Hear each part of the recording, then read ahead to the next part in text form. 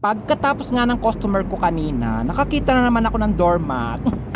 Sobrang ganda pa nitong doormat. Lilinisan lang ng konti mga te. Nilagay ko na nga muna sa gilid habang naghihintay ako ng company driver. Kapag nag-OFW ka sa Middle East, maraming gamit ka talaga mapupulot sa basurahan. At ayan na nga, inuwi ko kanina yung doormat. Lilinisan lang ng konti ito, magiging bago na ulit. Maraming gamit na yata yung napulot ko sa basurahan dito, hindi na talaga mabilang. May cabinet, mga kortina, sapatos, pan-display sa bahay, laruan. Sobrang dami ko talaga napulot na mga gamit dito sa Saudi Arabia. Minsan makakatsamba ka pa talaga na mapupulot na gamit, sobrang bago pa nung mapupulot mo. Itong doormat, tinamad lang talaga nilang linisan ito, tinapon na nila sa basurahan. Bago pa talaga tong doormat na to. Pagkatapos kong ibabad sa sabon at tubig yung doormat, kinuha ko na nga yung binilad kong mattress sa bubungan. Araw-araw ko nga ibinibilad sa araw ito para matanggal talaga yung mga surot. Mga te, ako nga yung sinisisi nila kung bakit nagkasurot sa accommodation namin. Nang dahil daw sa kakapulot ko ng mga gamit sa basurahan.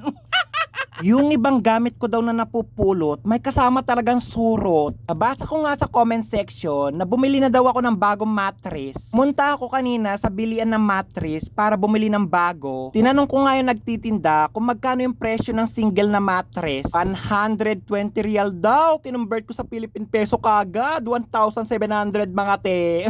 Sinabihan ko na lang yung nagtitinda na, okay my friend, I will come back another day. Ako pa naman, kapag bumibili talaga ako sa tindahan dito sa Saudi Arabia, kinukonvert ko talaga sa Philippine peso yan. Bumili ka ng bunga ng bayabas para matanggal yung mga surot. Kabayan, mahal yung bunga ng bayabas dito sa Saudi Arabia. Hindi ba pwedeng bunga na lang ng pakwan?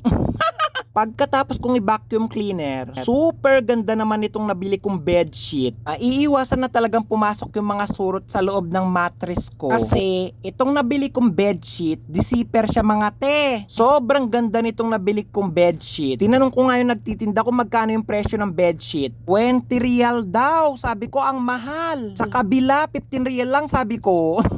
Yun nga, sabi niya sa akin, 15 real na lang daw yung babayaran ko. Ayan na nga yung nabili kong bedsheet. Di-zipper siya mga te. Siguro naman hindi na makakapasok dito yung mga surot, no? 2010 nung nag-OFW ako, first accommodation namin, hindi konting surot yung na-experience namin. Sobrang daming surot talaga.